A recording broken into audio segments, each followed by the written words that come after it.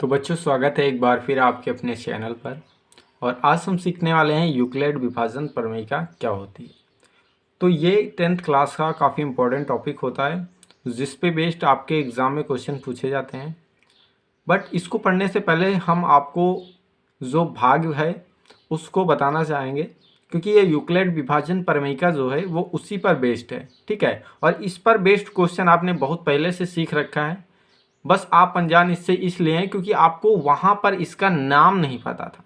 ठीक है, तो यहाँ पर हमने एक एग्जाम्पल लिया है और मैं आपसे कहता हूँ कि इसको भाग कीजिए। ठीक है, तो आप सिंपली इसका जवाब दे सकते हैं क्योंकि आपने पिछली कक्षाओं में इसका भाग करना सीखा है। ठीक है, तो आप क्या कहेंगे, यहाँ पे 6 बार जाएगा और यहाँ से 6 बार जाने के बाद यहाँ पर आपको क्या मिलेगा, एक शेषफल मिलेगा।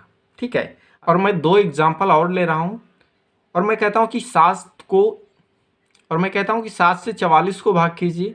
तो आप इसको भी आसानी से बता सकते हैं कि 6 बार जाएगा और 6 बार जाने के बाद यहाँ पर कितना शेषफल, 2 शेषफल बचेगा। इसी प्रकार से हम 8 से 43 को जब भाग करेंगे तो ये 5 बार जाएगा और यहाँ पे शेषफल कितना बचेगा, 3 बचेगा। ठीक है, तो यहाँ पर आप देख सकते हैं कि आपके पास 2 धनात्मक पूर्णांक थे जिसकी सहायता से हमें 2 धनात्मक पूर्णांक और प्राप्त हुए। ठीक है, तो यहाँ पर आप ये जानते होंगे कि जिसको हम भाग करते हैं उसे हम क्या बोलते हैं, उसे हम बोलते हैं भाज्य। ठीक है, जिसको भाग करते हैं उसे भाज्य बोलते हैं और जिससे भाग करते हैं उसे हम क्या बोलते हैं, भाजक। ठीक है, और यहाँ पर आपको 2 धनात्मक पूर्णांक और प्राप्त होते हैं जिन्हें हम क्या कहते हैं, भागफल। ठीक है, और शेषफल। क्या कहते हैं, भागफल और शेषफल। और इन चारों में एक रिलेशन होता है जो आपने पिछली कक्षाओं में पढ़ा होगा और शायद आपको याद हो। ठीक है, तो जो रिलेशन होता है वो कुछ इस प्रकार से होता है। जो भाज्य होता है इसे हम ऐसे लिख सकते हैं, भाजक गुणे भागफल प्लस का शेषफल। ठीक है, इसे हम ऐसे भी लिख सकते हैं और ये रिलेशन होता है इन चारों में।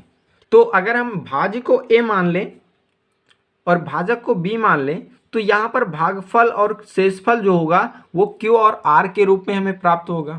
ठीक है, अगर हम इस कंडीशन को चेक करना चाहें तो यहाँ पर हम क्या करेंगे, यहाँ से हम वैल्यू रखेंगे। मतलब यहाँ पर ये जो आपका होगा ये क्या होगा, ये होगा आपका भाजक। ठीक है, और ये जो होगा आपका भाज्य होगा, ये यहाँ पर भागफल होगा और ये जो आपको प्राप्त होगा ये होगा शेषफल। ठीक है, अब यहाँ से अगर हम भाज्य को लिखना चाहें 31 को हम इस प्रकार से भी लिख सकते हैं, मतलब भाजक मतलब 5 और भागफल मतलब 6 और प्लस का शेषफल मतलब 1। अब जब हम इसको सॉल्व करेंगे तो हमें 31 प्राप्त हो जाएगा।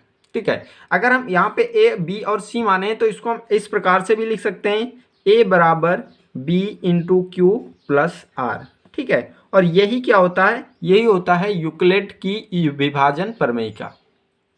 ठीक है, अब तो यहाँ पर आपने 3 प्रकार से भाग किए, 5 से 31 को भाग किए, 7 से 44 को भाग किए और 8 से 43 को भाग किए। ठीक है, अब देखो यहाँ पर तीनों सवालों में आपने एक चीज नोटिस की होगी कि जो आपका शेषफल प्राप्त हो रहा है वो भाजक से हमेशा छोटा प्राप्त होता है। ठीक है, जो भागफल से हमेशा छोटा प्राप्त होता है। लेकिन जब आप ये भाग करेंगे, 2 से हम 8 को भाग करेंगे तो ये 4 बार जाएगा और यहाँ से शेषफल कितना प्राप्त होगा, 0 प्राप्त होगा। ठीक है, तो इसका मतलब ये हुआ कि शेषफल जो हमारा है 0 भी प्राप्त हो सकता है और कोई भी पूर्णांक प्राप्त हो सकता है जो भाजक से हमेशा छोटा होगा। ठीक है, तो यहाँ पर हम इसको ऐसे भी लिख सकते हैं, जो हमारा शेषफल होगा, शेषफल वो 0 के बराबर भी हो सकता है। जो शेषफल है हमारा वो भाजक से छोटा होगा। ठीक है, किससे छोटा होगा, भाजक से छोटा होगा। अगर हम इसे ए बी के फॉर्म में लिखना चाहें तो जो आपका आर होगा वो 0 के बराबर होगा और जो आपका आर होगा वो लेस देन बी भी होगा। इसका मतलब होगा बी से छोटी वैल्यू और 0 तक की सभी वैल्यू हो सकती हैं आर का मान। ठीक है, तो इसको हम मिक्स करके अगर लिखना चाहें तो इसे हम ऐसे भी लिख सकते हैं, जो आर का वैल्यू होगा वो ग्रेटर देन 0 होगा। ठीक है, ग्रेटर देन 0 होगा और लेस देन बी होगा। मतलब आर का जो वैल्यू होगा वो 0 के बराबर हो या 0 से बड़ा हो सकता है, लेकिन बी से हमेशा छोटा होगा। ठीक है, तो इस प्रकार से हमें एक स्टेटमेंट मिल जाता है यूक्लिड विभाजन प्रमेयिका का। ठीक है, यूक्लिड विभाजन प्रमेयिका दो धनात्मक पूर्णांक a और b दिए रहने पर ऐसी अद्वितीय पूर्ण संख्याएं q और r प्रदमान होती हैं। ठीक है, जहां पर हम a को b q प्लस r के रूप में लिख सकते हैं, जहां पर r 0 से बड़ा या फिर b से छोटा होगा। ठीक है, जहां पर क्या है, a भाज्य है, b भाजक है, q भागफल है और r क्या है, शेषफल है। और इसे हम इस प्रकार से भी लिख सकते हैं, भाज्य बराबर भाजक गुणे भागफल प्लस शेषफल। ठीक है, तो यही है आपकी यूक्लिड विभाजन प्रमेयिका। ठीक है, तो मान लीजिए आपको दे दिया गया दो धनात्मक पूर्णांक 40 और 12। ठीक है, और कहा जाए कि इसको यूक्लिड विभाजन प्रमेयिका की सहायता से लिखिए। ठीक है, उस प्रमेयिका के रूप में लिखिए। तो आप क्या करेंगे, आप सबसे पहले बड़े पूर्णांक में छोटे पूर्णांक का भाग दीजिए। ठीक है, जब भाग देंगे तो आपका कितना बार जाएगा, 3 बार जाएगा। और यहाँ पे कितना आपका शेषफल बचेगा, 4 बचेगा। ठीक है, तो यहाँ पर ये जो वैल्यू होता है वो होता है a, वो होता है b, ये आपका होता है a, ये होता है आपका q और ये होता है आपका r।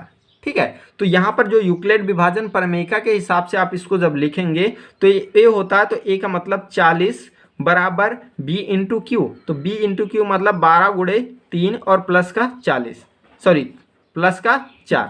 ठीक है, तो ये आपका हो जाएगा यूक्लिड विभाजन प्रमेयिका के रूप में। ठीक है, अब ये आपकी समझ में आई होप आ गया होगा। तो जब हम इस पे सवाल करेंगे तो आपको अच्छे से समझ में आ जाएगा। ठीक है, तो चलिए मिलते हैं नेक्स्ट वीडियो में।